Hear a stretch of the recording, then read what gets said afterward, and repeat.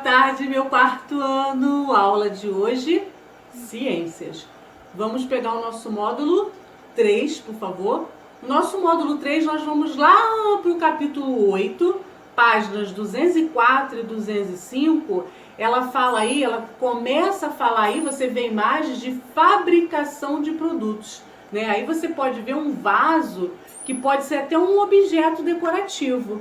Mas alguns objetos, né, eles podem o quê? Contar com um pouco da sua história, né, e dos seus costumes, né, de um povo.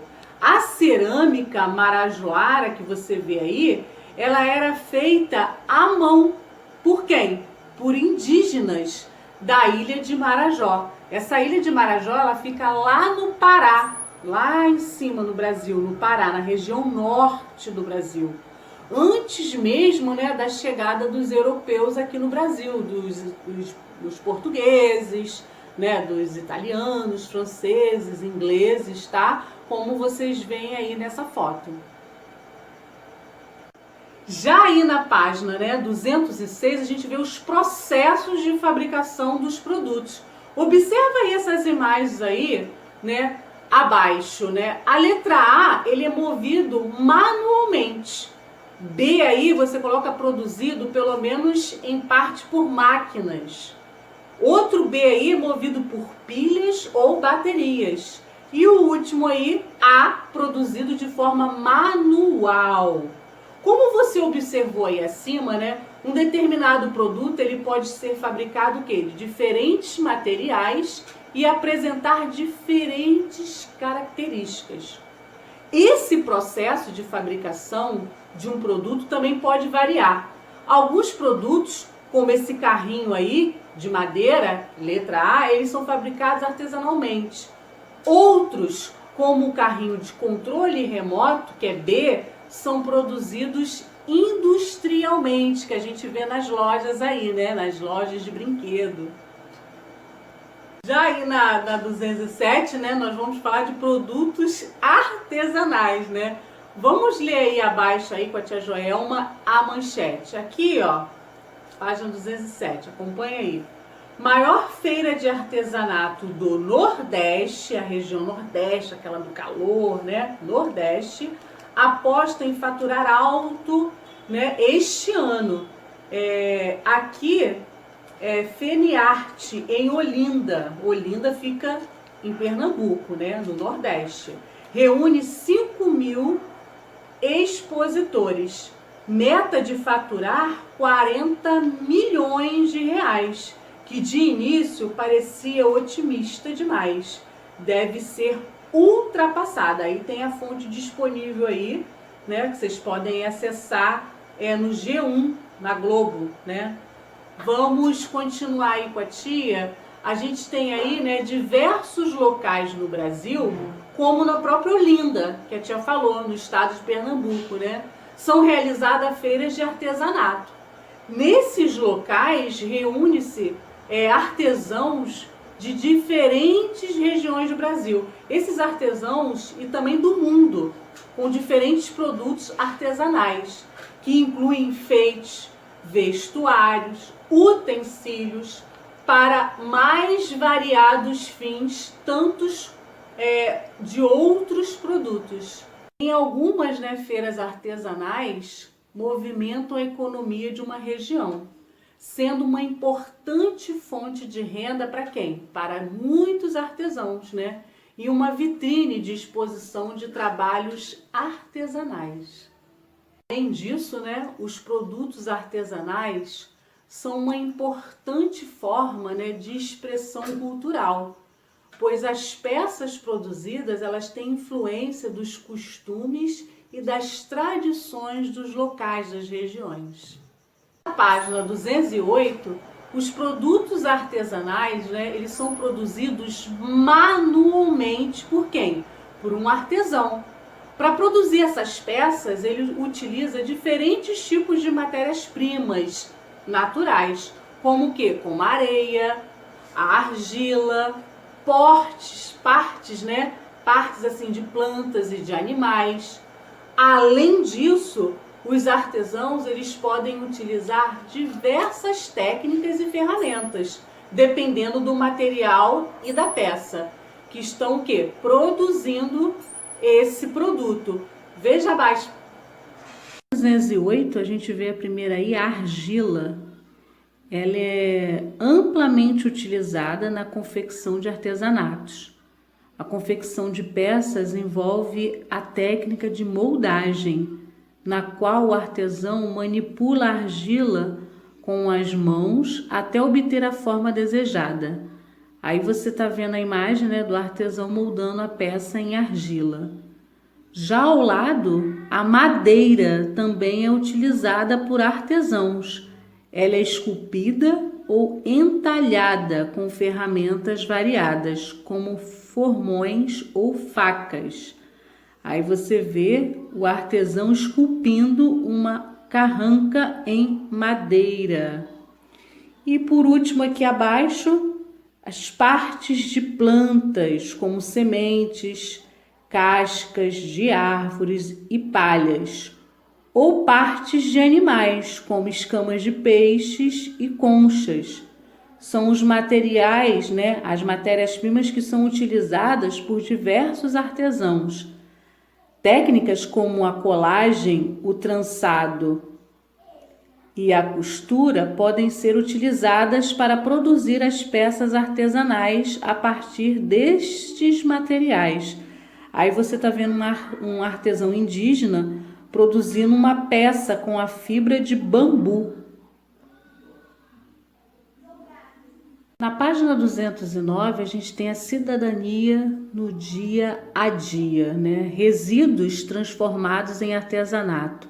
Diariamente, o ser humano ele produz grande quantidade de resíduos sólidos. Esses resíduos podem se acumular no ambiente, causando sérios problemas. E se em vez de descartar alguns resíduos, tentássemos reutilizá-los ou transformá-los em outros objetos? O artesanato com resíduos sólidos é uma das maneiras de evitar o consumo excessivo de novos produtos e o descarte desses materiais no ambiente. Uma calça jeans que você não usa mais, por exemplo, pode ser transformada em uma bolsa. Dessa forma, o tecido é reaproveitado e utilizado por mais tempo. Então aqui você está vendo essa linda bolsa aí produzida com o tecido de calça jeans que já foi usada, né? Diferentes produtos artesanais podem ser produzidos a partir de materiais recicláveis. As possibilidades são inúmeras. Basta usar a criatividade e pôr mãos à obra. Assim, é possível criar objetos que darão nova utilidade aos materiais que seriam descartados. Além de tornar os ambientes mais bonitos, o artesanato com resíduos sólidos ajuda a conservar os recursos naturais. Ao reutilizar ou reciclar um material, você pode evitar que mais matéria-prima seja extraída do nosso ambiente. Na 211, nós temos os produtos industrializados, aquele que a gente vê aí nas lojas, né? A imagem aí que você vê é uma cena do filme Tempos Modernos, em 1936, e ele foi estrelado pelo grande ator Charlie Chaplin. Esse filme ele retrata a vida desse personagem que é o Carlitos, que ele começa a trabalhar numa fábrica, né, em um período de transição do trabalho artesanal para o trabalho realizado em série e por máquinas nas indústrias. Esses produtos são do tipo industrializados, né, eles são fabricados em indústrias, como a tia falou, né, e vai para as lojas. E com a participação de máquinas, além do ser humano também, né? Além das pessoas que trabalham ali nas indústrias. Esse processo aí de fabricação industrial, ele envolve o uso de quê? De diferentes materiais e tecnologias. Vamos ver aí abaixo.